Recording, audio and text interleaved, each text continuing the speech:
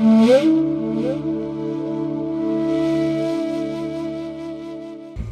श्री कृष्णा, राधे राधे। आप सभी भक्तों का हमारे चैनल हरि वचन में बहुत बहुत स्वागत है। आज नरसिंह जयंती है और नरसिंह जयंती के उपलक्ष्य में मैं आप सभी को नरसिंह जयंती की बहुत बहुत शुभकामनाएं देती हूँ। नरसिंह देवता भगवान विष्णु के चौथे अवतार माने जाते हैं। इस पावन दिन नरसिंह भगवान की पूजा अर्चना करने से हमें सभी तरह के जितने भी हमारे संकट होते हैं उन सभी से हमें मुक्ति मिलती है। और नरसिंह भगवान की जो पूजा की जाती है, जो उनकी जयंती मनाई जाती है, इसके पीछे एक बहुत पुरानी कथा है, वो मैं आज आपको सुनाने जा रही हूँ। हिरण्यकश्यप और हिरण्याक्ष नाम के दो भाई थे, जो दोनों ही राक्षस थे। हिरण्याक्ष ने जो था बहुत ज़्यादा देवताओं को परेशान कर रखा था।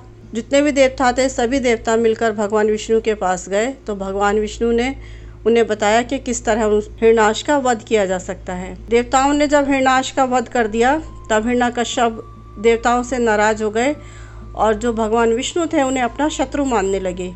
भगवान विष्णु पर किस तरह वो विजय प्राप्त करें, इसके लिए उन्होंने भगवान ब्रह्मा जी की पूजा की और एक बहुत ही कठोर तप किया। जब उन्होंने भगवान ब्रह्मा जी की पूजा की तो उन्हें भगवान ब्रह्मा जी ने पूछा कि तुमने बहुत कठोर तप किया है, मेरी बहुत पूजा की है, तुम मुझसे क्या मांगते हो, मांगो, तुम जो भी मांगोगे मैं वो तुम्हें दूंगा। तो उसने कहा कि मुझे ऐसा वरदान दो प्रभु के ना तो मुझे कोई नर मार सके, ना कोई पशु मार सके, ना मैं घर में मरूं, ना बाहर मरूं, और ना ही मैं दिन में मरूं, ना ही रात को मरूं, ना मुझे कोई अस्त्र मार सके और ना ही मुझे कोई शस्त्र से मैं मारा जाऊं। अब जब ब्रह्मा जी ने उन्हें वरदान दिया कि जैसा तुम चाहते हो ऐसा ही होगा। ब्रह्मा जी के वरदान मिलने के बाद हिरण्यकश्यप ने सोचा कि अब तो मुझे कोई नहीं मार सकता, तो उसने अपने आप को ही भगवान मानना शुरू कर दिया और उसने अपनी सारी प्रजा से कहा कि मैं भगवान हूँ और मेरी ही पूजा करो, बाकी किसी की पूजा मत करो। जब वो अपने आप को भगवान समझने लगा तो उसने तीनों लोकों में अत्याचार करना शुरू कर दिया। उसका आतंक इतना बढ़ गया कि देवता लोग उससे भय खाने लगे और सभी उससे डर डर के छुपने लगे। जब सभी देवता बहुत परेशान हो गए तो सबने मिलकर निर्णय लिया कि हमें भगवान विष्णु के पास चलना चाहिए।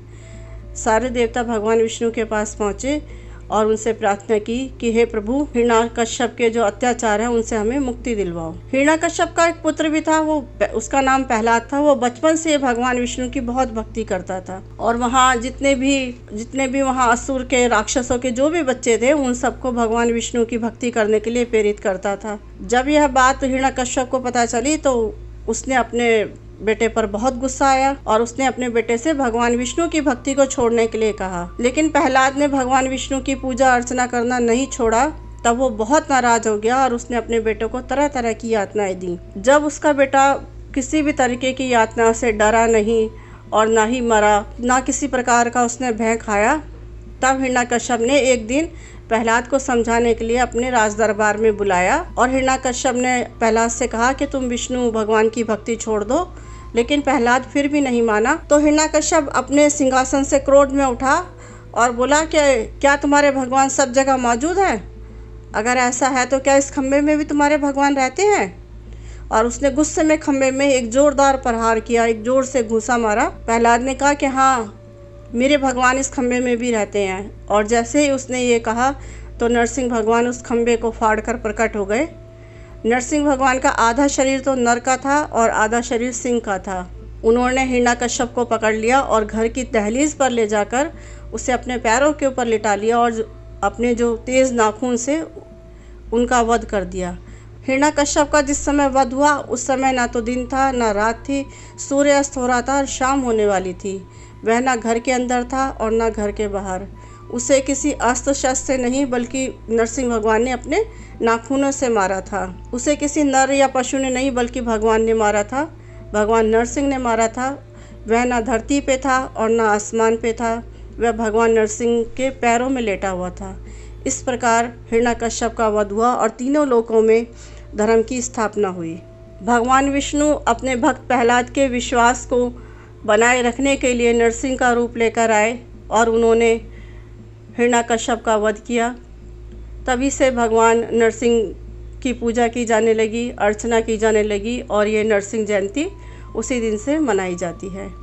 सभी विष्णु भक्तों को शाम के समय नरसिंह भगवान की पूजा अर्चना करनी चाहिए।